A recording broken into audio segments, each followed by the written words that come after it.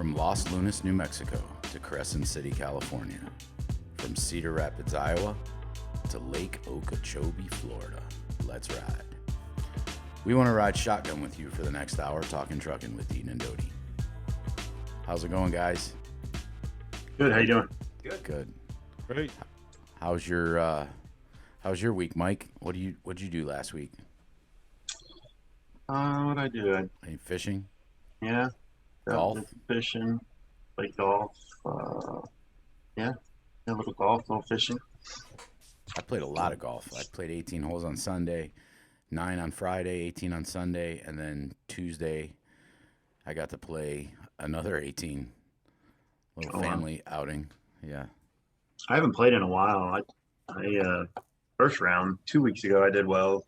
Last week was downhill from there. But Yeah. fishing I did really well though. Yeah. What'd you catch? We got mostly just redfish, but I think the 2 nights we went, we put up I don't know, a bunch, 40 maybe. Mm-hmm. Then some snook mixed in. So, Mike, I was curious about this. Are you like keeping some fish? Do you eat fish? Are you keeping them and cleaning them and cooking them, or are you just catch and release? So when we go out, when I go offshore with people, when we get grouper, snapper, things like that, I keep that. Yeah. The inshore stuff, I really just do for sport. I don't keep the redfish or snook right now because of our red tide situation. It's just killing off the fish like crazy, especially in Tampa Bay. Yeah. I closed the redfish and snook again. It was closed for a while, like a couple of years, and then they just now opened it up a couple months ago and closed it again because red tide. It's back. Yeah. Red tide. That's unfortunate. What about you, Christian? What'd you do? Anything fun last week? Last week I had my oldest that was out. He went to a church camp for the week. The Waterworks had a great time. So we got him back on Friday, started doing some work around the house with him. And then my nephew actually is visiting me this week. He's from Sterling, New Jersey. Have you ever been around somebody and then you feel like you're getting old and you're not as smart as you used to be? Yeah. That's what he's at. And luckily he's entering our industry. So this fall cool. he'll be attending, I guess if I was playing the NFL, I'd say the Penn State University, out of state college. And his degree is going to be in supply chain information systems. So Well, that's a big rival of ours over here in Ohio, the Ohio State University. But I don't know. You guys had a football team. I'll have to tell my yeah, wife about yeah, that. we do. Actually, I think they're going to be starting out ranked number 6 in the country. Joel, is that right? That's right. So no matter what you do, you're always below Michigan. Am I right? We Yes, don't, technically. Technically speaking, yes. but we don't even acknowledge. We're looking for a new rivalry because they're not even any fun anymore. Not at they've all. gone. You want to talk about a bad program? That one's gone downhill. Yeah. Yeah. They're busy focusing on the books. So that's cool. What's your nephew's name? His name is Gabe Sneed. Gabe Sneed. Yeah, Gabriel. Well, Yeah. welcome to trucking. We got a couple guys on the show. Jim Mackey, Ray, and Kevin Lewis are with us. And speaking of someone entering into the trucking industry, Sunday, August 1st, 1981, Jim Mackey started driving a truck. Wow. So Sunday is 40 years behind the wheel. Wow. Congrats. And other than a few days off here and there for a 34 or a family event or for ice cream and cake with mom and all her friends, he's been behind the wheel for those 40 years. Who's president then? Yeah, I was just gonna say he's got to be pushing close to 4 million miles, right? I probably. I'm thinking it's somewhere between 5.5 and 6 million. Yeah, you got to understand, Mike. When he first started, the first 10 or 12 years, Yeah, that's true. they were I know paper what you logs running hot. Yeah, Chicago to Denver, straight through. they were running Uppers and 150, back. 175,000 miles Yeah. a year, not 100. 2-hour. Gasoline engine. Did a 2-hour, 10-hour break and turn around and go right back to Chicago, right? Cab over. Right, Jim? Yep, that's what it was. Well, Jim, thank you for all that you've done over the years and getting freight to everywhere you've taken it to.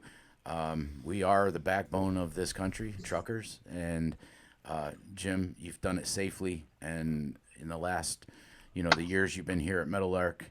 You've been a great asset to not only mentor other drivers, but even teaching us here in the office things that none of us have done it as long as you. So hats off, Jim. Thank you. Thank you. Yeah. Thanks, Jim. On the show today, joining us, like I said, Ray, Kevin, and Jim Mackey. They'll battle Kumar with Trucking Questions with Kumar, Wide World of Sports with Joel Howle, Trucking News with Ian Dunlap. Ian is back, and Ian from his 2-week vacation. So felt like 2 years. It did. And then he's been late on his lunch breaks since he got back. He's 5-10 minutes over, so we've been harassing him I'm still on West Coast time. Yeah, he's on somebody's time, not jet Deaton lag time. is hard to get over when you're driving across country. Yeah, but Ian, we're glad to take have months. you. We're glad to have you back. So, yeah. With that said, we're kind of switching up a little bit this week. We're going to get to Trucking Questions with Kumar first, but before we do that, Kevin Lewis, Yes, where are you at? What are you doing? I'm doing a 34 in Corning, California. Corning, California. So I gave Kevin a new CB handle today because Kevin is he's hauling boats for Tom dispatches him. Tom's his dispatcher on our fleet. He hauls boats and he's got a pretty cool setup. So we gave him the CB handle Boat Wheeler. And Tom was laughing because I don't know what you were late on, Kevin, but Tom. So we came up with Slow Boat Wheeler. I don't know what I was late on either. My grandma always used to say something about a slow boat to China or something, and it reminded me of Slow Boat Wheeler. Anyway, well, Kevin, when do you pick up? You're getting a boatload coming back? I'm not sure if I'm picking up a boatload or not. Just depends Tom on if it's hasn't ready. confirmed it yet. Yeah. Yeah. I guess they're waiting on trailers. Yeah. What'd you run out there on? I picked up, I don't even remember what it was now. Where'd you pick up at? I picked up air conditioners Oh. over there out of Kentucky and went over to Seattle, Washington. Yeah. You've hauled a lot of those air conditioners. Actually. Yes, I have. Yeah, that's a Meadowlark customer. I was curious, Kevin. I know it's real hot out there.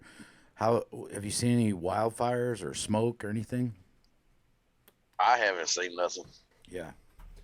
I saw some wildfires when I was out west. I actually probably came within 2 miles of one. It was really, really a sight to see. I mean, it was just a huge chimney of smoke rising up, and you could just see it going east from there. So I've seen smoke.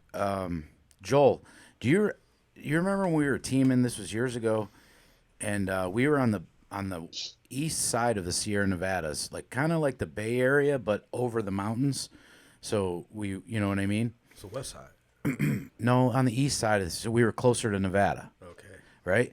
Yeah. But we were up northern Cal, or in the middle there. Mm-hmm. And there was we stopped because there was like a burger stand or something, like mom and pop place. And we got out, but it was like fog. And I didn't realize it was in the middle of the summer. Because we don't have a wildfire, so it was kind of the first experience for me. And I asked the guy when we got our burgers that, why is it so foggy here? And he goes, it's the whole, you see that mountain there? The whole other side is on fire. And I'm like, aren't you worried? Because then I was a little scared. I got to get out of here. And because it was all woods and stuff around there. And he's like, no, they got a barrier set up, so it's not going to jump. But it's stayed smoky like that, he was telling us. Do you remember that, Joel? Mm-hmm. And we did a lot. I saw a car hauler burnt to the ground there once. That's probably Wasn't Joel on fire in front of a school once? Yeah, Joel was. his Trailer was. Oh, okay. Right. Did you drive? Ian, did you drive out to Montana? Subject. yeah. Did you see any of those I think I mentioned it here before. The fireworks places in the middle of nowhere. There Yes, any of those? There are a lot in Ohio. Yeah, no, I mean, there was some. I remember seeing a bunch of fireworks stands all the way up to probably Minnesota, and then past there, I didn't really notice any. No Selena 52 fire? No, I didn't. I didn't head down by the old Mishaps. Selena. I can just truck remember stop. seeing. I just thought that was the weirdest thing, seeing them in like the middle of Wyoming. I think I even have a picture of one that had. I got a picture of the signs they have that tells you the likelihood of fire. Oh yeah. Right. Like, and in the same picture, there's the fireworks place behind it. Yeah. That's Like, Tennessee. and it's completely, desolate. Yeah. I'm Smokey completely the Bear convinced. is not happy I'm about convinced that it's one. distribution points for the cartel. I'm completely convinced. There's no way those big fireworks warehouses Actually, are supposed to be open in the middle of nowhere 24 or all I year do long. remember seeing one up in Montana. It wasn't too far from Glacier, and it had like all like the signs taken down and whatnot. I think it's definitely seasonal out there. For Yeah. sure. It's funny. Well, last week I told you I played some golf, but this was really cool. Zach, you got a picture of my cousin Jeffrey and his wife Kelly. They stopped by. They live in Nashville. We don't get to see them very often, but this is their son Emmett. He races BMX bikes all over the country, I guess. Probably this side of the country, but all over the place they take him, and he races. He's 7 years old, and he's really good, and he's just such a cool kid. When we went to Destin, we stopped and saw them, and then he was actually racing in Akron, and they came by our house, and for about 3 hours we got to cook out with them and spend a little time. But I told Emmett, he watches our show with his dad, my cousin Jeffrey, and I told Emmett that I would send me a picture, and I wanted to mention him on the show.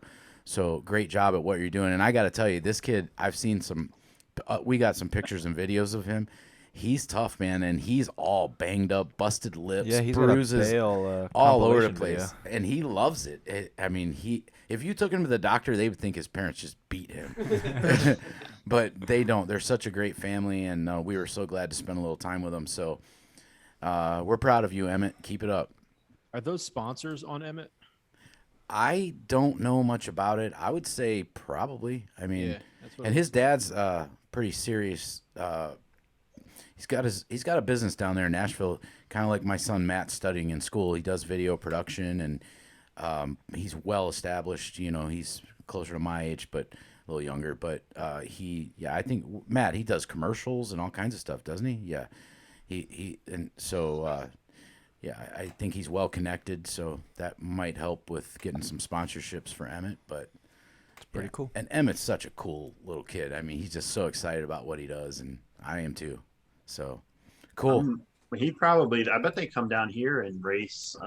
Oldsmar has a track where my kids raced actually when they first built it, but now they've built it up pretty big. But they hold the Gator Nationals, I think it is, every year there. So I'm sure he comes down for the Gator Nationals there and races. I did mention that to Jeff or Kelly. I'm not sure which one because Mike, I mentioned it to you. Hey, my cousin's son is doing this, and you told me there's a big track, and I forget. I think it was Kelly, his mom, but they knew tracks down there. So, and I don't know anything about it, but I will say this: right before COVID, the year before, when Tina and I went out to what is that in it's Los Angeles? Oh, Venice Beach. So we went to Mark Chavez's daughter's 13th birthday party, but we went like 3 days early and took a weekend and just wanted to explore Venice Beach, California. And they have a skate park there with BMX bikes in there and guys on skateboards. When we went over there, Tina was wanting to leave. I was there for hours watching these. These are Tony Hawk type skaters, and these guys are so good, and it was fascinating. Tony Hawk probably made that park too. He might have, and I've talked to people down there when we were there, and they were saying, "Oh yeah, I mean the crowd that this public park, there was a huge crowd every day that we were there." And I mean, and these are all amateurs that you bring your skateboard and you come from the neighborhood and you're skating, and they're really good. Really good. That's awesome. Yeah, I like stuff like that. I just would never try it. Right. Yeah, I tried and I was not good, so I just stopped. Yeah. Yeah, my son Nate did it when he was 12, 13, and I bought him for his birthday. I bought him I guess it's a half pipe. Yeah, so it goes up both sides.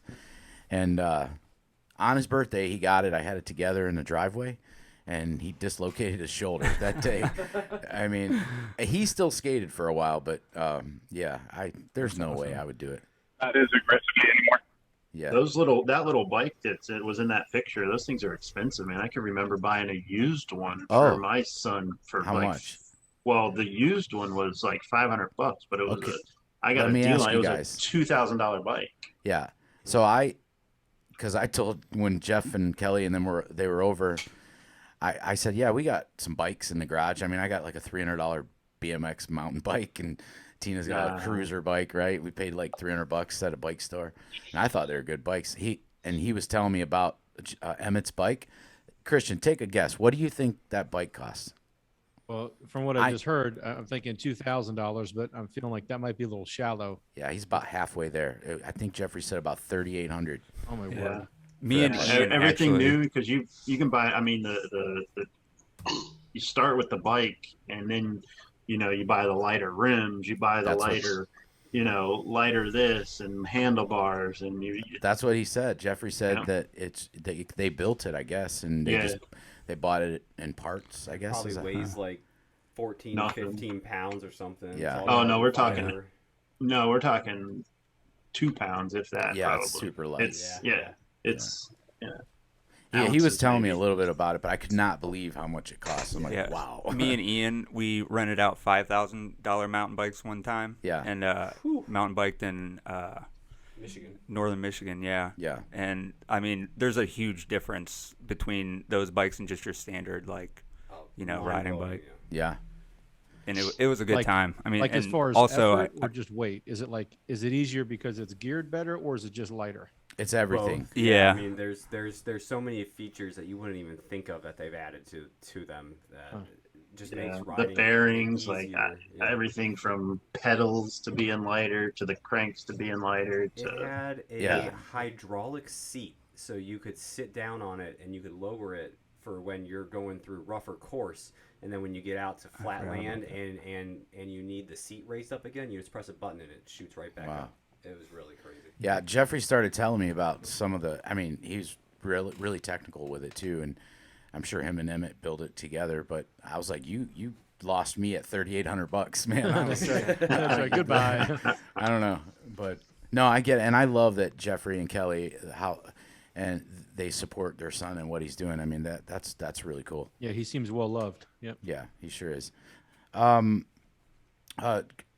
Jim Mackey, you're back out? Oh yeah, I got you going to San Marcos, right? Yeah, I'm sitting here waiting for my delivery time. So I booked Jim Mackey. It was towards the end of last week. It was actually last week when we did the show. He was at home having ice cream and cake with Mom and her friends, and so Jim said he was ready to come out Friday. So you can yell at me on the occupancy on this one, Christian. He was home with Mom, and Jim does a great job, and so I didn't even look for Friday. I put in Saturday's date when I started looking for a load. I wanted to give him that extra day there at home with Mom, and it's important. And I knew I could make the revenue, and we did. Actually, I didn't know how well New Mexico, like the Albuquerque area and a little south of there. Yep. I told Jim, I said I can get all the money going there, or pretty good chunk.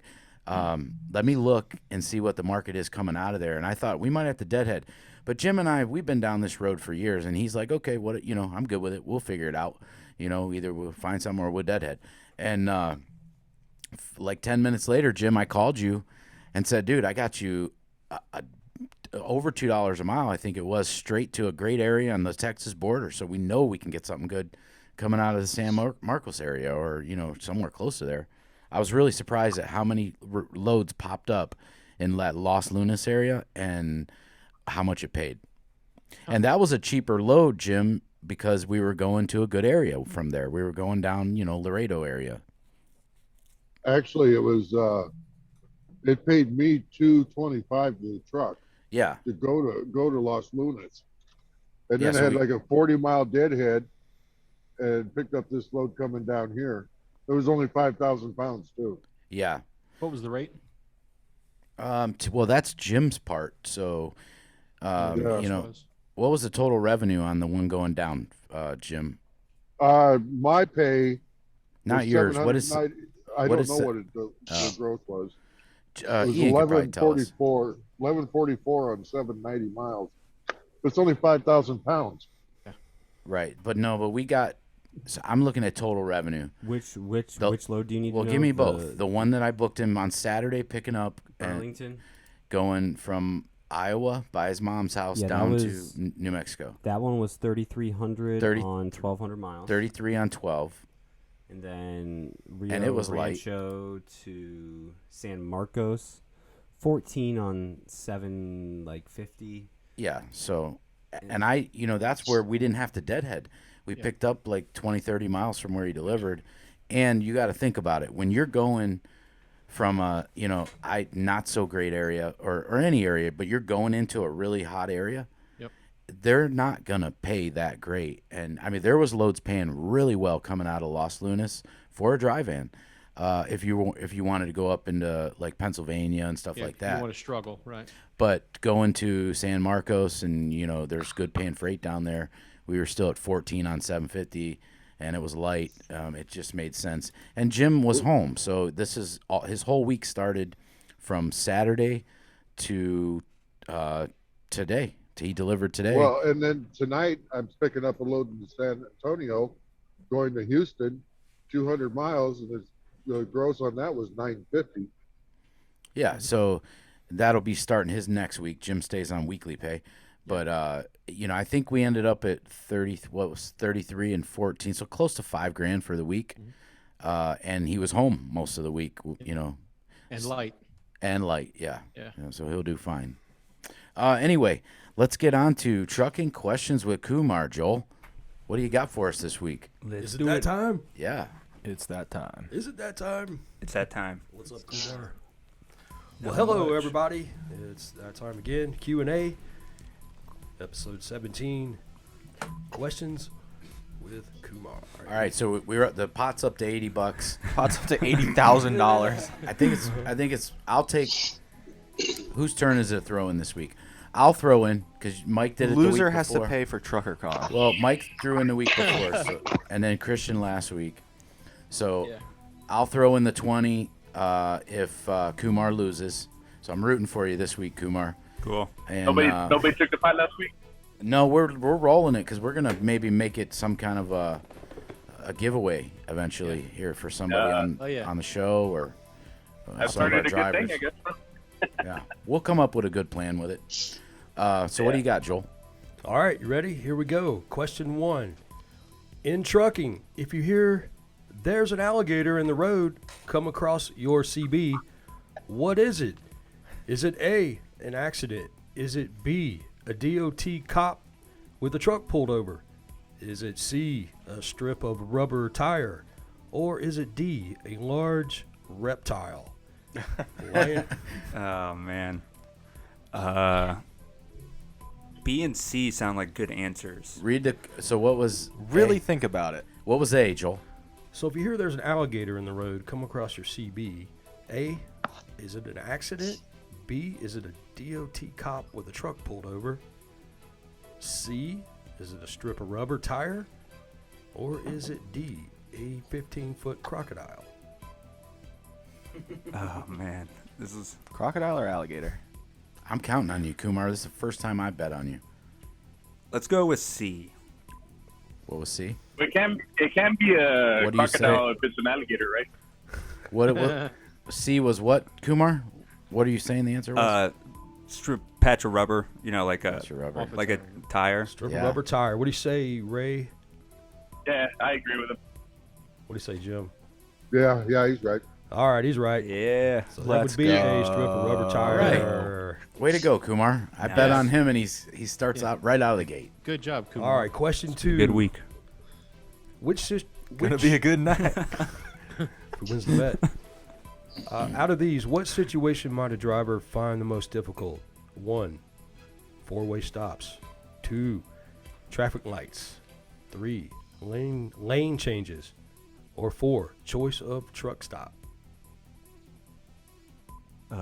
Does he have his friend with him? For stress. Right. You gotta have your friends. So, A was 4-way stops.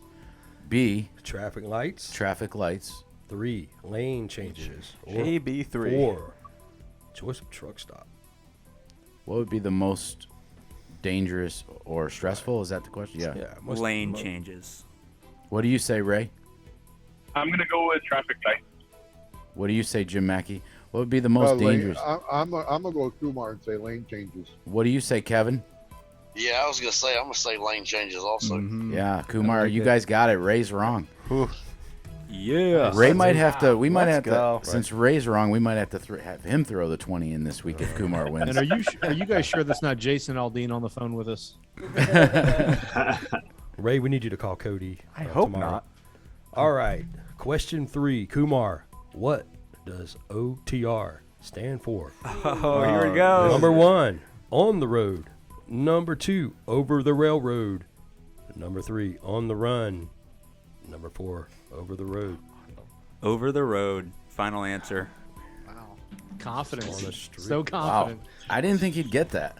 I like these Really? questions this week. Yeah, they're Really? good We've said questions. it like a million and a half I times know, on here. but he's not here. It's and- probably OTR sign in the back room. And then, like, I'm pretty sure we were tagging the videos OTR as well. Yeah. And you say And- over the road apparel. Oh Right. yeah, that's Yeah. true. Yeah, I didn't even that's- think I of like that. over the railroad. That's Over All right. You Over dummies. the railroad. Here we go. All right, then. Over the rainbow. Kumar, Over the rainbow. question 4. What is a chassis? An A, the truck frame, the truck's frame. B, the trailer's frame. C, the part of the frame that holds the engine. Or 4, the frame that the shipper container rides on. The truck frame. Truck frame, what do you guys say? All of the above. No, what is it? What is No. it? Yeah. What is it What the in container trucking? rides on. Yeah, well, yeah, that's correct. All right, Kumar's Oh. 3 and 1. So the cranes will put the container. It's like a flatbed trailer, but it's called a chassis. And they'll Okay. put the container right down on it. You strap it down, put your little zip ties in it, and roll. Dude, you suck. Zip ties. All right, ties to the chassis.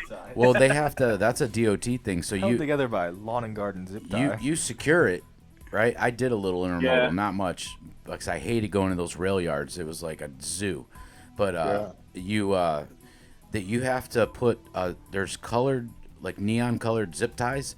So where you latch it down, you got to put those zip ties in, because if you ride by the DOT and they don't see that zip tie, that's a fine. They want to see those. That's how they know you secured the container to the chassis. Yeah, you have to secure it, and then that shows proof of it, like Yep. a seal on the back door. Exactly, like a seal on your back door. It doesn't See, do I thought doesn't serve any purpose. we're zip tying the whole container to the chest. No, it latches down. Yeah, but Yeah, I've never done that line of business. once you latch it down, then you have to put the zip tie in that latch My load loop. was secured with zip So, ties. Yeah, Gotcha. We Gotcha. don't need tarps. We just- we string a bunch of zip All ties right, together. Kumar, last but not least, we got one more. You ready for this? I'm ready. All right. You so- physically can't lose, so yeah. We got it. Ray's gonna Physically have to pay can't. this Yeah, week. I am pretty tough. I know. But you don't know. Well, hey, in 1991, Garth Brooks had a hit song. Actually, he had lots of hit songs, but this one was called This one specifically. Papa Love Mama. So, Papa drove a truck nearly all, his life. You know, it drove Mama crazy, being a trucker's wife. The part she couldn't handle was the being alone. You know, she knew she needed more to hold than just a what, Kumar? An A, Oh God. just the thing she owned.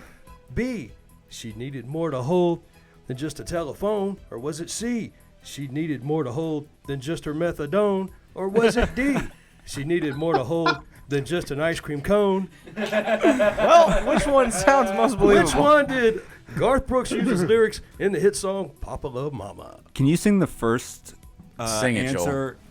Yeah, just like, yeah.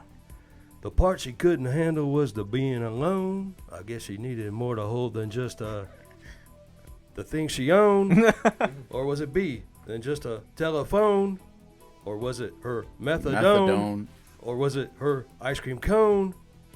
I don't Which like- one of these? I don't like any of those. None of those sound good. It was one. Kidding of them. me? I'm not even on your team. Are you kidding me? Before his time. I'm gonna guess Garth Brooks wasn't singing about methadone. We'll go with A. A. I was gonna go with C, but Is that your final answer? So what was A again, Joel? A was she needed more to hold than just the thing she owned. He said A.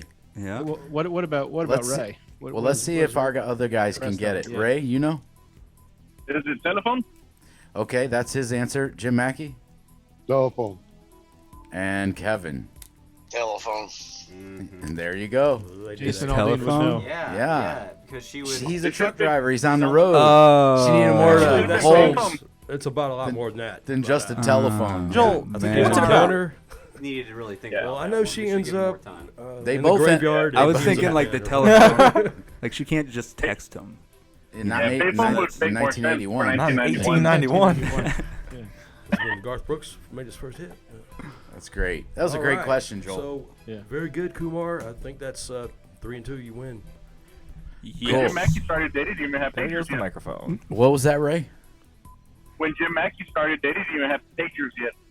They didn't. Not in No, 1981. they didn't. They had. We had to go to Yeah. the truck They stop didn't for have the cassette payphone. tapes. They just had those They had- phones that you had to like rotate the number. That was at the Yeah. transition of 8-tracks Eight tracks and cassettes. Yeah. Yep. The Yeah, Tina 45s. Turner and Ike Turner. You had a 79 Yeah. Blazer, and that was stuck inside the dash. Yeah. Yeah, I think Roy Orbison was still alive, wasn't he, Jim?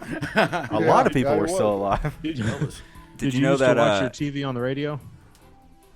You could what? Say it again. Did you used to watch your TV on the radio? Yeah, I still do. XM. I bet he was watching the Cubs. Did we know what, Kim? Oh well, you just mentioned Roy Orbison, and Yeah. Henry Winkler actually has a tattoo of Roy Orbison on his butt. I don't think that's Henry Winkler, but I know what you're saying. The Fonz got a tattoo. That's only hearsay. Well, Mama don't know won't hurt her. Somebody has a tattoo on Upper Way down there. Somebody. All right, it's me.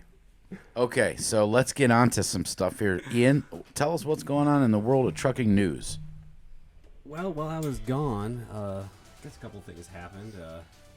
We'll start off with that bridge down in Georgia. I'm sure you guys touched on that a little bit, but there was a little bit more information. This was the bridge that the dump truck driver failed to maneuver around. Completely obliterated. Yeah, it we moved showed it- that. Moved it 6 feet. Well, it turns out that guy didn't have a valid CDL. Oh. So I saw that. somebody's in trouble. Yeah, Somebody's in a lot of trouble. that's an Tesla. expensive project to fix. Tesla Yeah, has been having some, full-size trucks in the works for a while now, and they had a little bit of news come out yesterday, I think it was. They are now delaying those until 2022. So it's been a real struggle with getting that started. They're not the only company that's trying to produce an electric truck, but it seems like everything keeps on getting delayed and delayed and delayed. And I can imagine that also comes into they don't have the infrastructure for it built up yet. I mean, where are these guys going to charge their trucks? Or are these just going to be day cabs and they're just going to be going, back to their terminal to recharge? We're a long way away from that. Seems you're like it. right. The Seems like it. infrastructure's not there. You'd have to. It's almost like the natural gas trucks, which I drove one. We mentioned that a few times.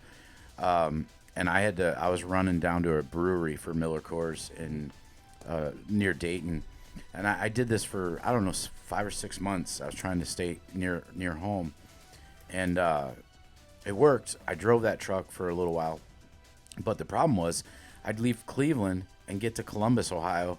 It's only 120 miles, and I had to get fuel. And there was only one place there at the time. It may have changed now, but it was in Dublin. The city of Columbus's maintenance yard had a pump for the natural gas trucks, so I'd have to go in there. But if those maintenance trucks there was a line usually, so it takes a while. It takes longer to fuel those trucks. It's about pressure, and then so I'd get down from Columbus to Dayton, and then get loaded. Drop an empty in and pick up a loaded beer trailer. And have to refuel. I had to go back to Columbus to the same place and fuel. So I had to start my day in order to get the fuel times right, where I wasn't being held up for 45 minutes or an hour and a half trying to get fuel for it. I started leaving at 2:30 in the morning. Wow. to get to, and that was when I figured out that was the least busiest times at that pump in Dublin. But if I forgot or missed, I did it once. Well, I almost didn't make it back to where I needed to go because there wasn't enough fuel. It's just yeah. So I think for the well, that's not electric, but it's similar. It's similar concept.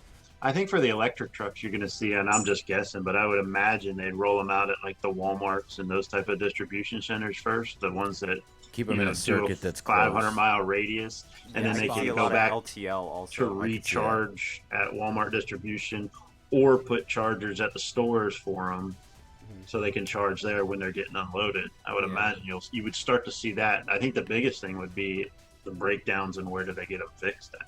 I mean, that's even a issue with Tesla cars right now, is that basically the only places that will fix them are the Tesla dealerships, and some of them, I mean, they have a monopoly on it, and they can charge astronomical fees for that. I will say I have a neighbor that I saw a Tesla car pull in his driveway, and I asked him about it a few weeks later, and he said, it was his father-in-law. He has one. And he said, I got to show you that car one of these days when he's here. He said, it's super cool, man. He said, you get in it and put the address in the GPS and just sit back, and it'll back out and drive you right there. You don't have to touch the steering wheel. I've never experienced that. But I took one for a ride 3 years ago in Joliet, Illinois with Chad Fiala. He worked for C.H. Robinson at the time. His family owns Clean Car Connections. And he had one. He had old 98 Durango. He said, there's my old truck. And I figured that was his old truck. We got to the warehouse, and it was a Model S. And he's like, hey, man, you want to take it for a spin? I was like, yeah, sure thing. Thinking he's going to drive. He throws me the keys. He goes, go ahead. I was like, nah, man. He's like, stretch your legs. I said, last time I said that, I bought a BMW. No. And I got in it, and I'm a combustion engine guy, right? I mean, that's just, I never thought electric cars were anything special. When I got in that, I mean, I was 0 to 100 like that. I mean, and was it? What about the autonomous part? Was it driving? Yeah, it was not for that part. When I was ramping as fast as I could go, I wanted to be in control of it. Then we came up to construction cones, and he said, put it in gear, put it in the mode. I messed up and didn't put it in the mode, so I almost hit the first cone before he corrected and said it's not in the mode. But then once I put it in, it not only navigated the cones, but it also knew to yield for the car that was coming out behind me. Yeah. And it was impressive. Overall, pretty cool experience driving. I mean, if it costs the same as like my old Yukon Denali, I'd have one. But it was really it was clean. I don't need a car or anything like that. I'm not in the market for one. I'm not going to get one. But I mean, maybe later down the road. But I'm interested in driving one just for the experience. I mean, I'm a car dude. I love cars and trucks, and it's worth the experience. Really curious. Yeah. And that the guy that was head of the heavy duty while we were talking about it, his name is Jerome Gillian. Back in June or July, he ended up telling the commission that he was no longer the head of the heavy duty. So they had some setbacks, and now they've had some leadership setbacks on top of that as well. That's part of what drove the push out on the timeline. That's cool. Yeah, I'm definitely going to try it. I don't know. I mean, we have a Tesla dealer here in Cleveland, right? I'm pretty sure. Yeah, there's one. I wonder if Ian, we should check on that. I wonder if we could go up there and would they let us test drive one? I don't know. I don't know how that works. I think that they just sell themselves and they don't even do test drives. Yeah, I've heard when you get in one and drive it, and Christian, you just talking about it, but it makes other cars look dumb. It does make it. It does, and I'm not sure. For lack of a better term. I mean, that's a great word. And I'm not sure if it's the battery that's so much weight on the bottom, but it handles as well as it drives. I mean, so you had this little app where if you open the door and sit down, you can choose that seat, and when they sit in, it makes a fart noise only out of that speaker. So I mean, not only was it cool for like the apps and playing, but it actually was, it had great performance. And he said, if you let this thing warm up. I'll tell you what, my IT guy, he's an old veteran. He does well. He has a brand new Corvette, 0 to 60 in 2.3 seconds. I was as impressed with the Tesla as this brand new Corvette that he took me out and broke a sweat in. It was, I believe it. Yeah, and that says a lot because I would never have even put Tesla on a pedestal. And I'm a Corvette guy. It's my favorite car. I actually owned I was telling Tom about this not that long ago. Years ago, I had a small car lot, and we had a shop, me and my dad, and I was in my early 20s, and I went to, I don't remember if it was a garage sale or an estate sale, but it was at this lady's house. Her husband had passed away, And we had like 10 cars on the lot. They were kind of, not expensive stuff. And me and my dad, we like to tinker in the garage with stuff.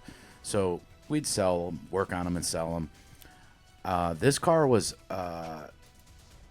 it was a 63 split window vet. It was the only year, 1963, that they had the window in the back had a split window. It had a carousel in the middle of it. Yeah. Yes, and it's the only year they made it. So I made the lady an offer, $24,000. I think I offered her 22, but I got it for $24,000. Wow. And I drove it around for like 2-3 weeks. And it had like 27,000 miles on it. It was mint condition. And I guess at the time I didn't realize how expensive or what it would be worth today. And she clearly didn't. She was old. She's probably not alive. But I've looked, and Tom was like, man, can you imagine what that's? And I started looking it up recently. I think those are like close to $200,000 if you had one now. You get an investment. And the only thing wrong with it was everything was original, light blue color, had some stress cracks that weren't bad, but the clear coat was still nice, but you could see a little bit of stress in the paint on certain curves on the car. But man, I wish we wouldn't have sold that. And I think I sold that car and made like $5,000 on it. Yeah. Sold it for $30,000, like right away. Somebody came and bought it. Wow. You could have made $220,000 today, but $5 sounds really bad. I know, right? Yeah. I know. Yeah, it's kind of like Bitcoin. Yeah. All right. Back. Yeah, let's get on to the news. To the news. So, I'm sure you guys know that finding a place to park at night is already difficult. It can be for our drivers. So, City of Minneapolis wanted to make it a little bit harder. Their city council voted 12-1 to not allow any truck parking. I mean, if you are caught anywhere except a truck stop, like truck stop, you can get a $250 fine. You cannot stop, stand, or park from the city of Minneapolis. So does that mean like if you got to park on the street while you're trying to deliver a load in Minneapolis? Loading and unloading is a different story, but if you're doing anything else, you get caught parked anywhere, they're gonna fine you. And you can't find a parking lot or nothing. Yeah, I mean it just goes to show how out of touch. Some people are with. Is that just Minneapolis, St. Paul, or is that elsewhere? I think it's just the Minneapolis. city. I don't even know if it's St. Just Paul. the Twin Cities, yeah. Yeah. Time to stop delivering over there. And Mackey and they must not want stuff. Yeah, Mackey and Ray and Kevin, you guys can vouch for this. Just when, truck parking, is as hard as it ever was now. There's more trucks on the road, less places to park. And then you got, cities like, and I think that's a great city, but that's a bad, It's just a bad look. I mean, it shows that you either don't care or don't care enough to even be bothered. Enjoy your $10 a gallon milk. Yeah, because it's going to be expensive. And some of these are the reasons why I don't like going northeast, because the further east you go, the harder it is to park anywhere. And not only, I mean, I don't mind paying for parking. I really don't. If you got to park, you got to pay. Sometimes that's just the way it is. But sometimes there's not even those parkings available. There's not enough truck stops when you go to the northeast. So that's the reason why I try to stay out of there. Wasn't there a tax they just passed up there, like a per mile tax, Connecticut or something? Yeah, Connecticut passed a vehicle mileage tax. It starts in 2023, and it goes up to 17 cents a mile. Yeah, you mentioned on a previous show we talked about that. Yeah. Yep. Yeah, it's crazy. Is that what? And as it is, we already have ad valorem taxes on diesel fuel as well too. So some states like Arkansas and Tennessee have an ad valorem. So the more fuel you purchase, the higher that tax rate goes, and it doesn't go towards your IFTA. So those certain states you want to try to not fuel up in those certain states, because then you're just you're basically giving them that money, and it doesn't go towards your IFTA, so you're losing out. Yeah, and check out that IFTA map that we put up last week on the social media for the show. The third quarter rates, because some of them have changed. A couple more talking points I wanted to go over. Uber Freight was or is purchasing Transplace for a cool $2.25 billion. So whoever brokered that deal is definitely going to buy a new stable of Ferraris. They're Or really having Teslas. a good time, yeah. And I want to get into the ports. Oh, yeah. Ports and really kind of intermodal. First thing I want to start with is container prices. I'm sure you guys have heard a lot about that. But basically, about 2 years ago this time, you could get a brand new container for $1,500. Now they're going for $3,800, which is I can't even imagine, you know, these buyers of containers and how stressful their lives must be right now. Well, they got to have them. Yeah, and they have to pay for them. In talking about ports, who was it? Was it BNSF? No, it was Union Pacific. Yeah. They have stopped all of their rail traffic going east from. They stopped it for a week. I think they just started back. Port of Los Angeles to Chicago. They stopped everything, and I think I even saw a little bit of it because when I was driving back east, I saw a rail yard which probably had 200-300 diesel locomotives just sitting there silent. Yeah, which is pretty rare. But So yeah. they stopped them because they had so many ships anchored last week that I guess to relieve some of the congestion and get caught up basically, and then it caused the van rates out there to jump up because they started moving a bunch of stuff that was already in the port on vans. Yeah, and it's weird. not even just the West Coast ports, the maritime ports. It's also the rail ports as well. They are just so backed up that they had to stop delivering to their yards because there was nowhere to put anything. And we actually sent Ray out there. We got a picture to show you in the Long Beach port to see how that situation was shaping up. Can you share that screen, Zach? Oh, we're gonna have some. We got some technical difficulties here. Uh-oh. Well, we'll come back to that, but Yeah. we do have Ray on site out there, and You got his inner tube? I don't know. You'll have to wait and see. So anyway, and there A couple were, more things I Yeah, want to go go ahead. over with the news.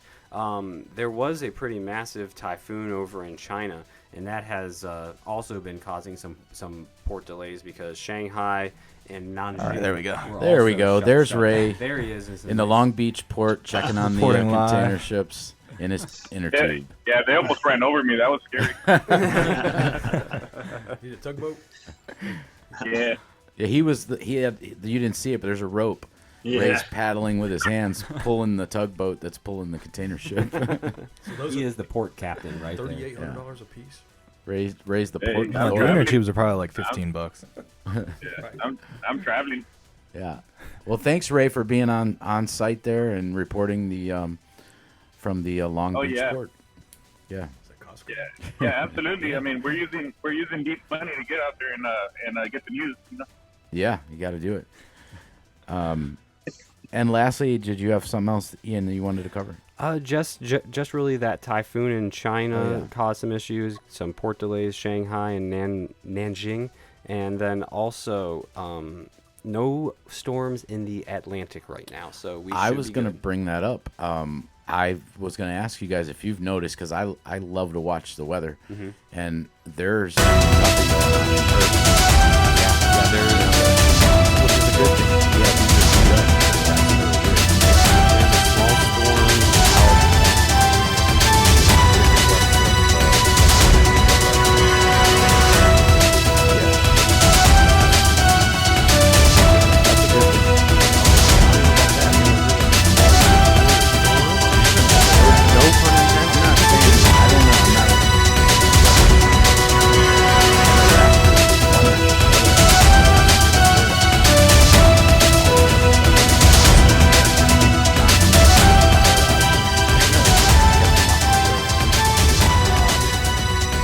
All right, well, Ian, thanks for that.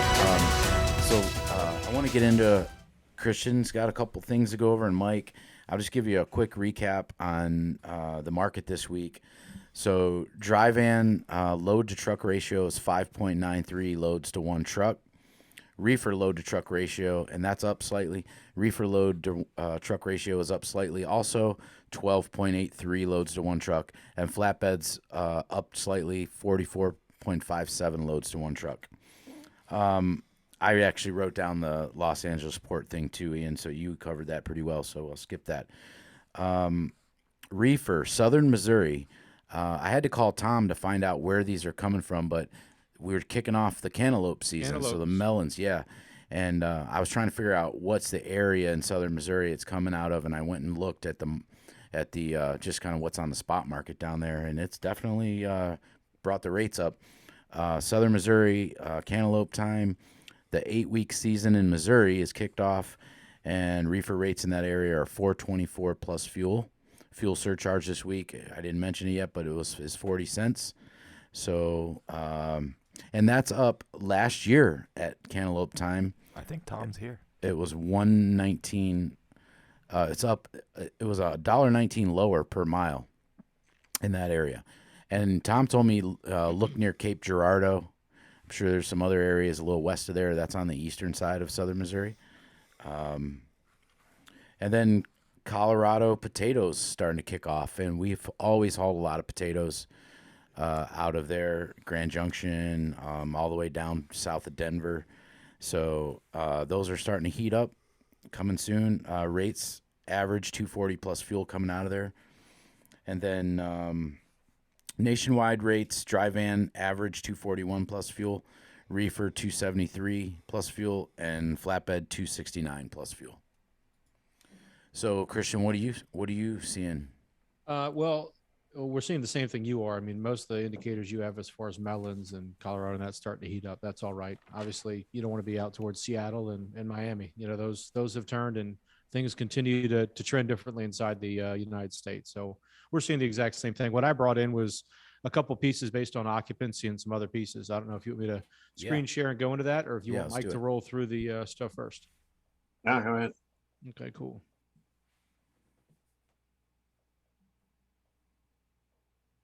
All right.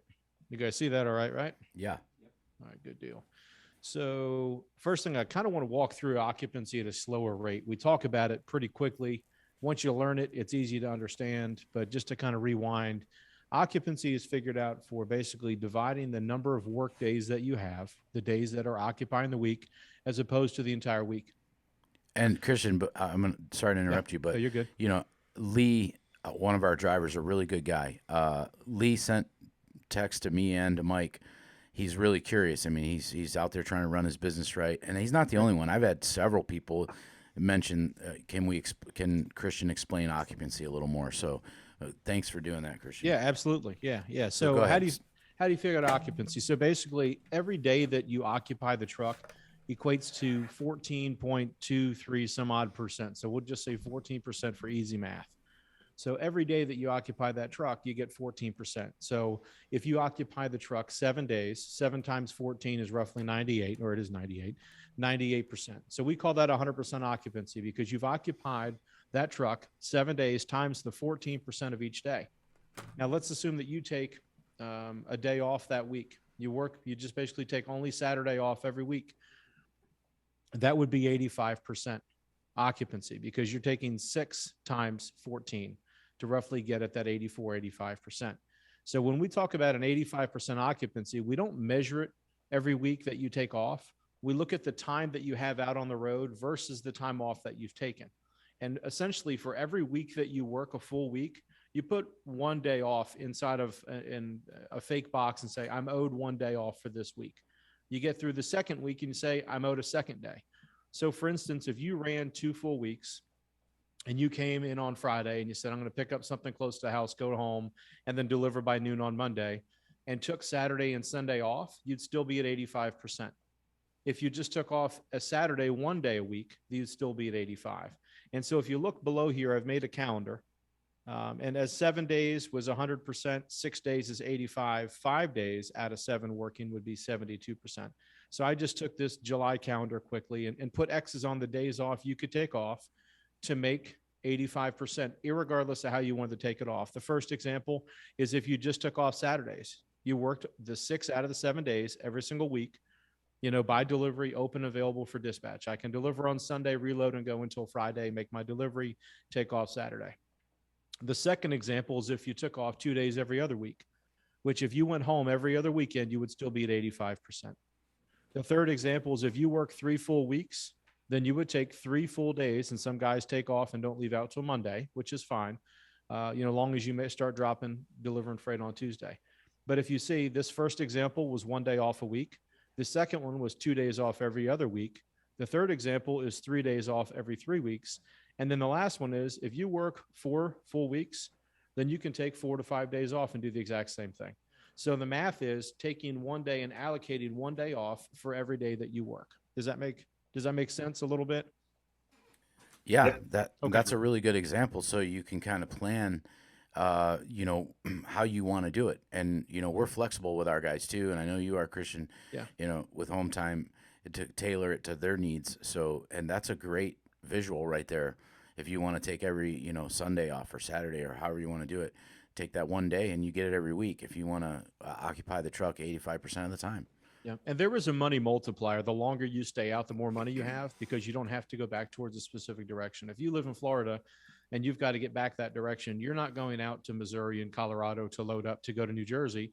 You need to end up loading up to go towards the house. So if you do stay out longer, you will be benefit. There is a benefit, but there's an exchange for it too. It's all relative where you live, because there's guys that they live in St. Louis or Cleveland or Detroit.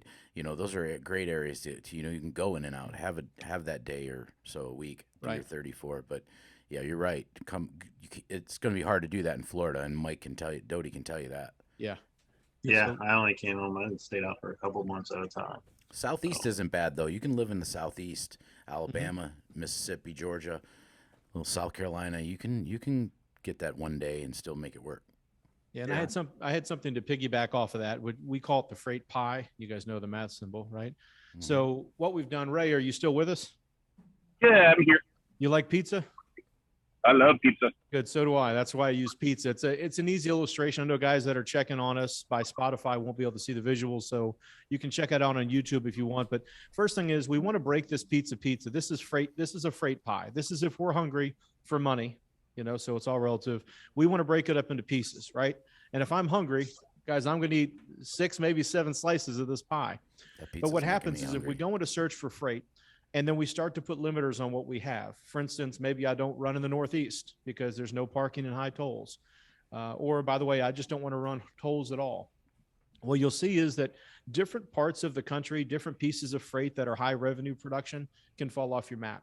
You're not trying to do anything directly to affect your revenue, but indirectly you are affecting your revenue. It not only does it make your job harder to find great freight, but when the areas shift, such as we talked about Florida being well for a while, and Georgia, and then it moving up to Washington, and then now it's Missouri and Colorado, and in 8-9 weeks that's going to flip, and then we get into a holiday season or fall moving holiday season, that'll all change. As you see, you start putting things like, I don't like to carry light loads, or I don't carry heavy loads. I only carry light loads that are 25,000 pounds or less. Well, take a third of the freight off the board. I don't like to do hills and mountains. I mean, when you start putting restrictions on where you go, it's like putting a governor on a car and expecting high performance and high speed. And there are a number of different things that you can do that takes away from this. I don't like working with certain brokers. I don't like using the tracking app. I refuse to do that. One of them is I want to be home every weekend, right? Or have you been listening to my conversations? I have, yeah. Actually, your wife called me shortly after Florida and told me to have this conversation. Bring out the pie. I'm glad you brought this up, Tristan, because Mike Doty, I want to say something before you mention that. Hey, we still have one more slice here, everybody. I know, but the anticipation is killing me for this. Doty and I have had conversations with many drivers, and Mike had literally, we did this today with a new guy coming on, and Mike, I know what you're going to say, because Mike will tell him, look, I'll do it however you want to do it, but when you start putting restrictions and limitations, it narrows down what we can do and the amount of money you're going to make. Am I right, Mike? Is exactly what you say. Yeah, I tell every one of them, I said, look, man, I'll run you any way you want. And the guys Russ is talking about, he's coming over, he's going to be a new driver for us. I said, I'll run you however you want, get you home whenever you want. I can make that happen. Just know the more restrictions you put on yourself, every one of these, home every weekend, mountains, light loads, Northeast, it just narrows what I can do for you money wise. Yeah. It just narrows the field. Actions have consequences. We talked about it last week, and it's unintentional most of the time. And I think that's why it's so important to have someone educate you. My nephew was here, and he was running through this and another model, and he had a cement truck. He drew a cement truck, and then he drew a bank way out here over to the right. And he said, in order to put the money from that cement truck being made over into this bank, we have 4 or 5 potholes, right? One is your truck payment. You've got to dump some cement in there and then back up and then go grab another load and come back and dump some more. And his analogy was that, there are several hurdles before you put money in your bank. This just makes it more difficult. There's only a couple pieces left. And so if you're looking to eat and you're looking to get full and fill your pocket and sit sideways on your billfold in the driver's seat, you really need to say, and just have an honest conversation. You can say, I don't want to do Northeast. Okay, I'm all right with that, and I understand why.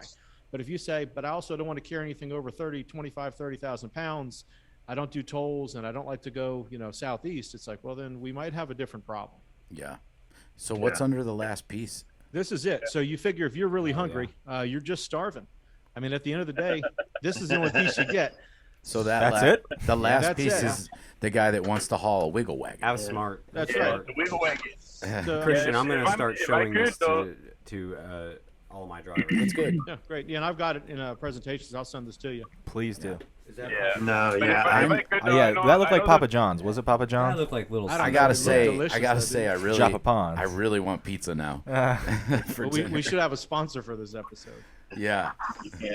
And the next thing that we spoke about, and this will only take a couple minutes, is that time equals what, guys? When we're out there, we're exchanging time for money, right?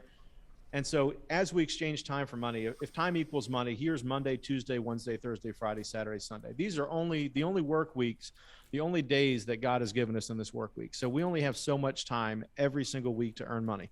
But what's the opposite of money? What is it we fight against every week? Expenses. Taxes. Yes, that's in there. That's in there in fuel. It's in there in your truck tax, and there's a proverbial line right here that says, "Hey, everybody has an expense line." And those again that are watching Spotify, you're going to have to imagine that I drew an X and Y axis, one of the 4 quadrants that you learned about in high school that you forgot about long ago. But on this line, everything north of this expense line is profit. And so if your truck's paid off and it's heavily efficient, that line might be lower before you gain profit. But every week your team is going to bat and they're putting loads on your truck. So for instance, let's say you do a load from Monday to Tuesday and it pays $800. You'll see that this box is climbing towards that line. As a company driver, you're just getting paid your company wage, which is not a bad thing, but you're the first one to get paid. Understanding as an owner operator, you're the last one.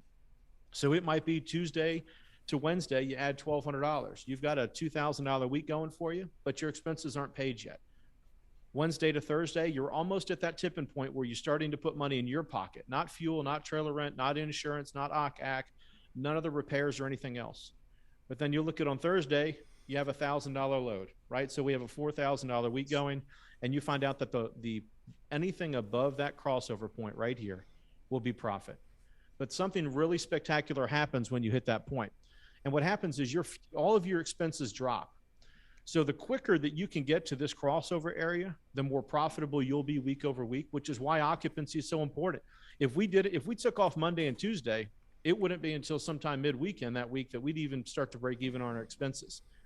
And what happens is when you break even on your expenses, all of this happens. When your truck rent and your trailer rent or your truck lease and all of your equipment expenses and everything's left, who's left to pay?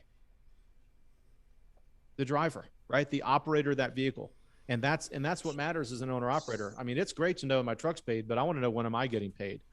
And so what happens is from basically Thursday into Friday, you run another Friday, Saturday, and Sunday. I know right now you can get $4,000 on a weekend, but realistically, our targets with the 34-hour restart were $1,500 to $2,500 pre-COVID.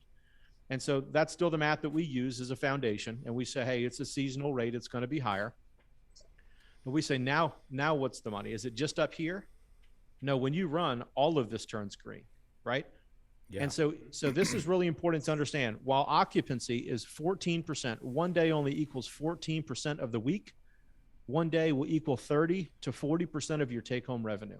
Now, let's imagine that we're going to erase one day from out of here, and let's see how much revenue gets erased. That means if I took 1 day off a week, I'm going to lose a majority of my revenue. And if I take 2 days off, then I have a real problem, right? Because now I've got zeros in both of these days, and this is the only money that I get to earn for the week. And so it's really important to understand that, you know, there is a huge balance and a benefit to having really good time off and being there when you need to be there. But make sure that we're having time off that is dedicated for that time, and you go home and you specifically walk away from the truck, don't pick up the phone, don't be under dispatch, and go home for a period of time, and make sure that you absolutely enjoy your time off. But if you do it sporadically through the week, you're really just making sure that you make less money every week, and then you get burnt out. You're like, I'm out here for 4 weeks, I only took Tuesdays off, and then all of a sudden you're not making money. Mama's not happy. So as a recap, you know, 1 day is 14%. 1 day will be 30 to 40% of your take home. And obviously, as time goes on, your expenses are reduced over time. That's a good way to look at it. And I know Jim Mackey, Ray, Kevin, you guys understand it. You guys, you know, you do it right. You're on, well, Jim Mackey he's been on weekly pay for 40 years, so he likes that. But Kevin and Ray are always on positive pay. So they know that first few loads that they turn in the beginning of the week, they're getting their expenses out of the way, and they know that profit's coming. So that's exactly, if you're a smart driver, that's how you run. Yeah. And minutes matter. Go ahead. No, go ahead. I was just gonna say, I know I joke around about places I don't like to go and stuff like that, but the truth is, and I tell everybody, you know, if the price is right, I'll go wherever I need to go. But it always boils down to money. But if you know, half the time they don't want to pay certain areas that I'd prefer not to go to, then I'd rather run the Midwest where I'm actually more comfortable. And I will say, over the years, Ray, if there's a good paying load, and I tell Ray, I can get you out of there. I'll figure out a plan that still makes it worth going. Ray he's never said, no, I won't go there. I mean, he's went where we needed to go, but I'm not going to send him to New York City when I don't have to, when I can send Ray to North Dakota or Detroit, you know. So, and the same thing for your load planners. If they take 3-hour lunches, Russ and I were talking about this beforehand, you know, you've got to have someone that's dedicated to your success. And when Doty's on at 6 o'clock, 6:30, find your load, or you have your after hours dispatch team looking after you, most large businesses are just like, hey man, sorry, you're out of time today. We'll just go ahead. We'll catch you tomorrow. Or if they don't have a load Friday, they say, we'll talk to you Monday. Well, that's just money out of your pocket. You know, that's not doing any benefit to you. So I think, you know, having a good support system and team that knows that every minute matters counts. And if we have time, I can go back. I don't want to eat up Doty's time, but I've got another something small that just gives 2 scenarios. So, you know, Ian, so Zach and I and Joel are kind of getting on Ian because he was like 5 or 10 minutes late from his lunch break. Today was 2 minutes over on my lunch break. But Ian has a knee problem. It's nothing major, but he's he's scheduled in August. He's got like 18,000 physical therapy things, and they're right at the end of the day, like, so he might have to cut out 15 or 20 minutes early to get there. But I told him today, I said, man, this is not how it works. A captain, he's the operations manager. The captain of the ship needs to be at the helm. You got to be driving the boat, man. You know, I might be the owner, but you're the captain. You drive the boat. I'm not going to do it. For every captain, there is a first and second mate, which those are different duties altogether. I've provided those. I mean, you've got Zach, you've got Joel, you've got Nikki, you've got me. You know, you've got Carol, you've got Tina, you've got them. So anyway, we were giving him a hard time because we needed somebody to, and Ian, I'm only messing with you, and I think you know that because Ian's been with me for years. He does a fantastic job, but I got to have somebody to pick on in the office, and he was an easy target today. Let's see those knees sometimes. So I will tell you guys, Tom was able to join us. Tom, are you with us? Yeah. Give us an idea of what's going on out there. I mentioned. Where are those melons coming from? Yeah, where I called Tom. He was laughing. The good old Cape Girardeau pumpkins will be rolling out of there for a while. A couple months, they said, yeah. Yeah, and the rates are pretty good because, you know, they're right down there in the bottom, in that corner, Arkansas, Illinois. So the freight's already good down there, but that drives the rates up. Don't give up on Washington yet. I'm still loading. Well, and I got frozen loads up there. I just loaded 3 of our trucks this week. They pay $8,700 out of there, one pick, one drop to Virginia. So that's still pretty good money. You're booking that early though too, right? Yeah, he's planning them out. Okay. Yeah, and I'll email anybody who wants. I just don't want to say the company on the web, but yeah, they got 3 or 4 days. The guy's cool to deal with. Good. He posts them out there for 82. He gives Meadowlark 87. They're easy. But that's a relationship. You know, that boils right back down. If he's comfortable with you, I mean, quite frankly, you know, if your guy delivers on time and communicates, as you know, and we've all moved freight on the other side, it's worth an extra $400 or $500 to sleep at night. Absolutely. Then I've noticed California this week is anywhere is continuing to climb. I got a team out there this weekend. They're already calling me 13,000 out of the middle of Cali going to Miami. Miami sucks right now, but you can still get out of there for $1.80 to get up to $2 up to Georgia. Michigan, send all your trucks there, dudes, because it's hitting $4 a mile. You're about out to of hit Michigan. potatoes there, right, Tom? Everything, carrots, all the produce, the southeast, Atlanta, you know, the Oklahoma, Texas, all that was where Michigan produce goes.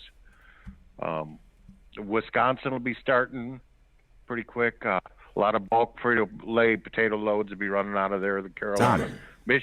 How do you say Massachusetts? Massachusetts? I don't know. I got my friggin' tooth out, dude.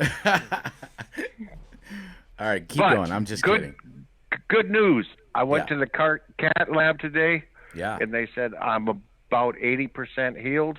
Blood's pumping to the right places. So another week and a half, 2 weeks, I'm getting a little more therapy. She said you should be wide open.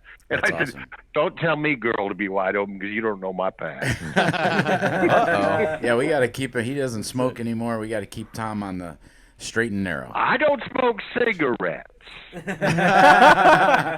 Dear. So, Tom, you've been really, clawing back at it for the last 3-4 weeks. How long has it been since the surgery? 5 weeks? Let me see. I had the heart attack on the 15th of July. When was it? Wait a minute. June. The 15th of, I had the big one, 15, 16, 17, 18. The 20th was the surgery. So the triple bypass on the 20th of June. We're about 5 weeks later, roughly. And for the last 3 weeks, I mean, Tom was down for a good 2 weeks where he couldn't really take care of his, the guys he dispatches and books. We jumped in there and handled that, but man, he was yelling at us and making sure he's telling us, and he was a little doped up. They had him because, that's a major surgery. I don't think you remember some of the conversations, Tom, because you were yelling at me about someone that wasn't even there, wasn't even in California. We had him come somewhere completely else. It was funny. We laughed about it, but we're glad to have you back in the saddle for sure for the last 2-3 weeks. That's that pharmaceutical drugs that make you that way. If I know. You stay to, I don't know how to say this. If you stay to the aftermarket drugs, you're much better. All right. So what are we talking? We're calling it holistic medicine is what we're calling it. Holistic. Medicine. These are for office workers only. Obviously, truck drivers do not listen. Oh, well, I drove for many, many years, and that's what. You're not making this any easier. So minutes matter, don't they, Christian? He doesn't drive anymore. I've got that ready. Jim remembers. But Tom, you're a legend. Jim remembers. He's talked to me about a few things that were 40 years ago that were happening in trucking. But I just, Nikki informed me today I've been with Meadowlark 6.5 years now, and I'm happy. I'm going to stay. I said, you probably got me for another 10 years. And she's like, oh, Lord. Well, congratulations, Tom. Yeah. I'm glad to hear your health. I'm hanging in here. I'm looking forward to hunting season this year. And Oh, he's totally back to his, for about the last week and a half, he's totally back to his crabby self, yelling at us in the morning. Good. The mouth of the South. That's why. Yelling at Ian every morning, yelling at me, why am I not at the office yet? Why didn't I answer his call? And I'm like, Tom, I'm glad to have you back. I missed you yelling at us. Absolutely. So, well, thanks Just for send the- more cherries. No friggin' flowers. I can't eat that. Yeah. That was fun It's sending good, those. but- Maybe we'll send some cantaloupes down there too. But if anybody needs any help, you know, like I said, the North Michigan's gonna kick it.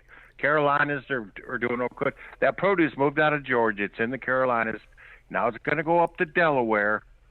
Then you'll get up here, even Rochester area, where they grow a lot of apples up there. That'll be kicking.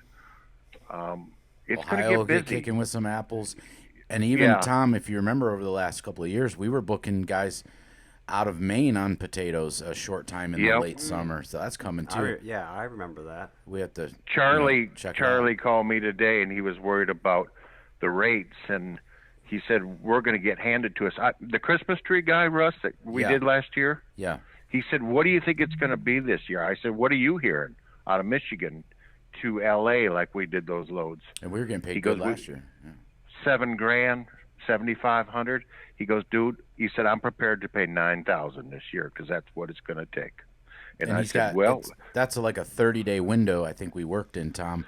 And we were 5 weeks, yeah. Yeah, we were putting 5. everybody up there to run out of there. It'll be some drive. Ian sent a lot of dry vans up there. Yeah, they were loading vans, reefers, everything. Mm-hmm.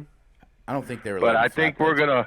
we're gonna we can. finish the year off really, really strong, Yeah. real strong. Well, Tom, thanks, man. Join us next week. We do have an idea of Tom and his reefer market updates. It has to do with a airplane. We're working on that. I got to I'm not- get one more wing fixed, and we'll be ready to fly. I'm not going to say anything about that yet, but that's coming in future episodes. And before we get on to sports, I want to take Mike Doty. Good night. I just wanted to thanks, Tom.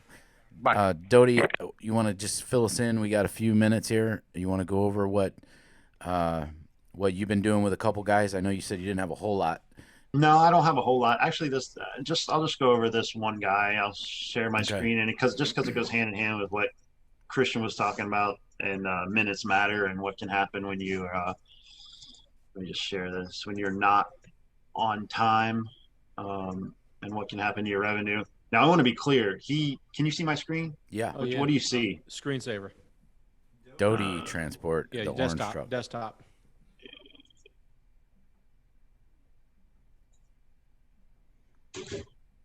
Okay, here we go. So he was late, but it was through no fault of his own. So Baltimore, He his was load in detained. Baltimore. He was Yeah. detained at the shipper for like 6 hours. Yeah, and the load before that, he was detained at the shipper for about 6 or 7 hours. So anyway, this is what I had put together for him to get him home. He was going on vacation, and this was 5 days, 5.5, and this is what it looked like, and this is what it ended up because he was held up. But some guys out there, they get a little lax and you're just late, and it can, cause a hit. Where's hang on, there we go.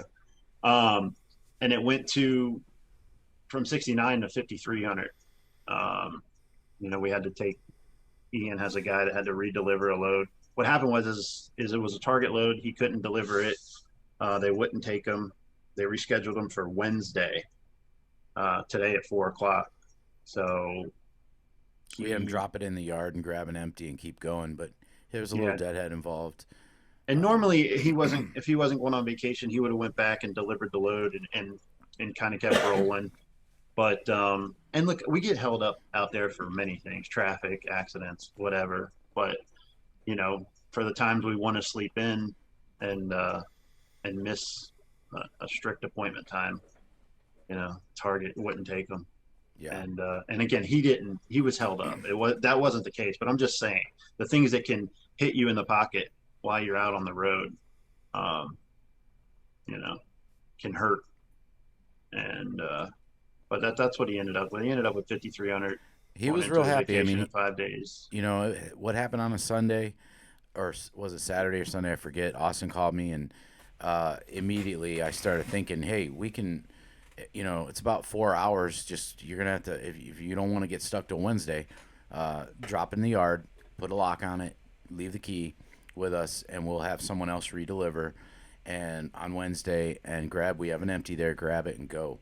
And he didn't miss his Monday pickup, so he was real happy. He didn't miss his daughter flying in for their vacation, the family vacation. He was real happy. And I would have done the same thing as a driver.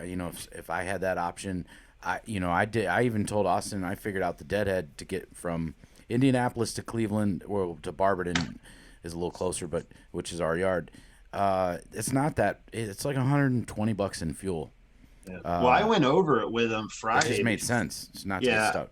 Friday before I left, I went over it with him. I said, listen, Target, they have horrible reviews. If they don't take you or whatever, because we thought he was going to be, based on where he was at with the loading, we thought he was going to be about an hour late, but then they ended up taking way longer. But I said, if you can't get unloaded and you can't get to, because I had him a 300-mile load for like $1,200 or $1,400, picking up Saturday, Sunday, delivering Monday. So there was plenty of time. If Target got him unloaded within a day, he would have been fine and been able to pick up his next load and just roll what I had planned for him. But Target said no, they wouldn't take him, rescheduled for today. And I told him, I said, man, if that happens, just skip this load. It's 300-mile deadhead to your next load for Monday. I said, because you got to be home for your vacation. So we'll just, skip that and roll on. But I was assuming Target would unload him. Target didn't unload him, so he had a full trailer. And that's when, you found him an empty trailer to get him and keep him rolling. So, yeah. Thank you for that. And thank you, Austin. Well, it all worked out. So, so far. And I'll go over the other end of it next week because we're redelivering that load. And there's a whole other story. But yeah, when we find out, it has nothing to do with him. Yeah. So, with that said, Joel, can you take us out with some sports? There's some cool stuff. He's scared himself. All right. Good job, guys. Well, hello again. It's that time. And just so you know, I don't usually wear a hat, but because my grandma always told me that you put a hat on, it keeps the heat in your body.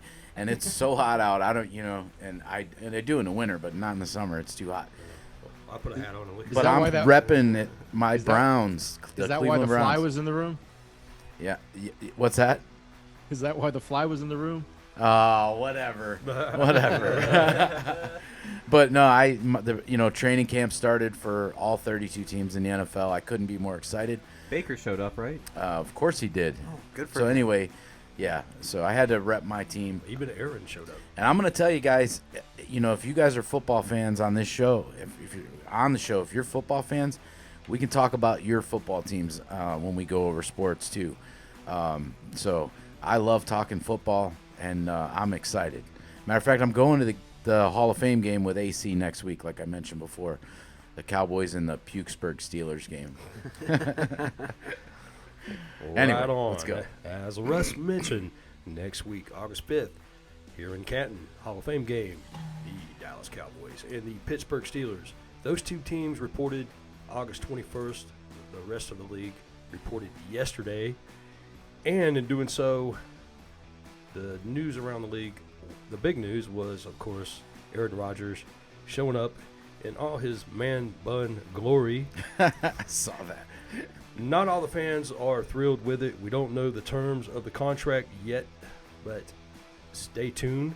As far as the power rankings, we've got a little preseason action here at number 10. So these are the NFL power rankings that just came out this morning. That's correct. This is the top 10 power ranked teams by the NFL staff. Number 10, Seattle. Number 9, San Francisco. Number 8, Tennessee Titans. Number 7, the LA Rams. Number 6, the Baltimore Ravens. Number 5, Green Bay. Number 4, the Cleveland Browns. Number 3, the Buffalo Bills. Coming in at number 2, the Kansas City Chiefs. And the Jets. Here come the Jets. I can feel it. Number 32. Number 11. And number 1, the defending champions, Tampa Bay. We shall see how that goes. It's so hard to repeat in the NFL. back to the Super Bowl. Stay tuned. We'll and have win some it. more NFL action for you. As I stated, next week, August 5th, is game 1, and then we'll go from there. Over in the NCAA, practice starts next week for all teams. August 28th is opening weekend. The top 10 preseason power rankings for college. At number 10, the Iowa Hawkeyes. Number 9, the Oregon Ducks. Number 8, Cincinnati Bearcats. Cincinnati was really, I think they were in the top 20 last year, right? They bowled, and Yeah. I think they lost. Actually, I think they got a little lower than that. It's a really good program, I think they had really good one team. loss last year. Yeah. Or 2. It's a good program. Number 7, Texas A&M. Number 6, the Ohio State University. Buckeyes. Look at this. This is just a great time to be a Clevelander. Yeah. Except for the Indians. The Gladiators. That's the Guardians. Guardians. Number 5. I can't even remember what they are. Gladiators. Cleveland Gladiators. You got Turbo on the line. Yeah. Yeah, even David Lee Roth last week got that right. Yeah. Number 5, the Iowa State Cyclones. Number 4, the Georgia Bulldogs. Coming in at number 3, the Oklahoma Sooners. Followed by the Clemson Tigers and the always present Alabama Crimson Tide at number 1. I got to believe Clemson's going to slide real quick. I mean, they lost a lot of talent in the draft. So September last 2 4th, years. we got a marquee matchup. We got the Georgia Bulldogs against the Clemson Tigers. That game is on ABC at 7:30 in Charlotte. When is that? That is September 4th. Okay. So we got a And little we while. can stay tuned on that. Moving over to Major League Baseball. Over in the American League East right now, Boston leads Tampa by 2 games. The Central, Chicago White Sox running away with the division. 9.5 over Cleveland. And in the West, Houston has advanced their lead over Oakland by 6. Over in the National League East, New York Mets continue to hold on the first 3.5 game lead over Philly. In the Central, Milwaukee still holds a 7-game lead over Cincinnati, and San Francisco out west still holds the best record in the bigs with a 3-game lead over the Dodgers. Quick note, Bryce Harper with an inside the park home run last night. Congratulations this was cool. to him. Did anybody see that? I saw it on Bleacher Report this morning. You don't see that too often where a guy hits it. He hit it off the center field wall. He's with the Phillies, and then it ricocheted pretty good, like away from the fielder, going towards another fielder. But this dude put on the afterburners and blew it around the bases. That's impressive. And he slid in, but it was not even close when the ball came. It was shortly after he got there. That's yeah, awesome. Good for him. In the park, home run. Good for him. He didn't even, and when he saw, he wasn't even, when I saw him running the bases, there was no doubt in his mind he was going all the way. He was burning it up. I loved it. So if you get a chance to look up Bryce Harper with the Phillies in the park home run last night, it's great. Or yesterday. Congratulations, Bryce. And on a side note, the Arizona Diamondbacks are 33 games back of the Giants. I think their season might be. Coming to an end. Let's see. Over 20 in games the left.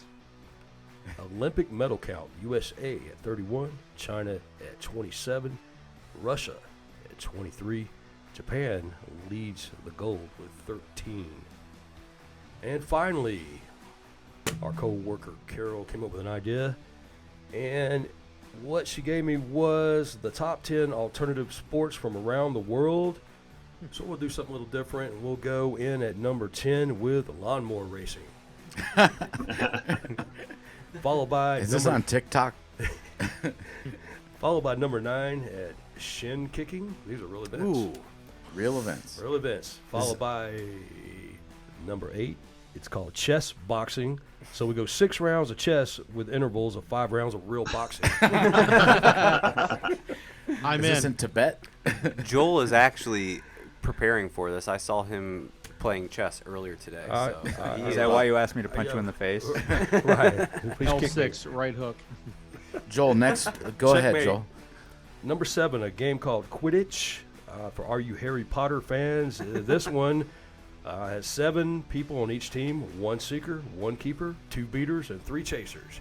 They don't even fly. Sounds like a fun Friday night. Right. Speaking of chasers, number 6, West Coast Large Pumpkin Regatta. Actually, these people hollow out giant pumpkins and they boat race with them. What? Okay. Number 5, Keiju Big Batel. These are grown men that dress up in Godzilla outfits and fight each other. Well, that sounds like the best one so far. I think Ian does that on Saturday nights. Coming in number 4, It's in a club. Gaga, not lady. This is a close quarter dodgeball. Yes, Gaga ball. You've heard of it. Yes. My sons play it all the time. Yep. Oh, nice. Are you supposed to not get hit? Yeah, it's like you've got to bounce it against the other person. So if it comes towards you, you can smack it, and then it's like basically dodgeball and UFC combined. Oh, Russ, wow. we're going to have to Interesting. get a game of Gaga going out here. That's it. Followed by number 3, the Summer Redneck Games. This is your toilet seat toss, your watermelon spit contest, and your belly flop. And at number 2, hobby horsing. These are grown women running around on a fake horse. And finally, number 1, Lumberjack World Champs. And that does it for this week of Sports with Joel Howle. Thanks for tuning in. We'll see you next week. Good job, That's really Joel. cool. That was great. Thank you. Thank you, Joel. That was I'm pretty surprised. interesting. I'm surprised the face slapping didn't make the list. Oh, you know what? I should get slapped for not seeing that. Well, Yeah, Jim- you guys seen that stuff on TV, right? Kumar Where they could do a slap face each other? slapping contest. Yeah. Well, Jim Mackey, Yeah. you heard the football update there with the NCAA college football rankings, and both your state, Iowa State and Iowa were both up there in the A lot rank. of talent in that state Yeah. this year. Yeah, they always are. Until week Yeah. 2 when they're both 0-2. But, Yeah. No, I'm joking. But they're ranked in the top 10. That's pretty cool. So back to the face slapping. I think next week, if there are any questions answered wrong, Yes. we're gonna have a new thing. Yes, 100%. That should have been in the top 10. Well, listen, I'm gonna pull out guys. my trucking for dummies. Listen, guys, I appreciate it. Everybody being on the show. A couple shout-outs. Truckworx Kenworth of Dothan, Alabama. Over-the-road apparel, work clothes for the modern-day trucker. Prime Wellness and Performance in San Antonio, Texas. That's Louis Vasquez's place, our friend of the show and Ray's cousin and Super Bowl champion. Be sure to comment, like, and subscribe. And if anyone else got anything? If not, go Browns, go Indians, and go Cavaliers.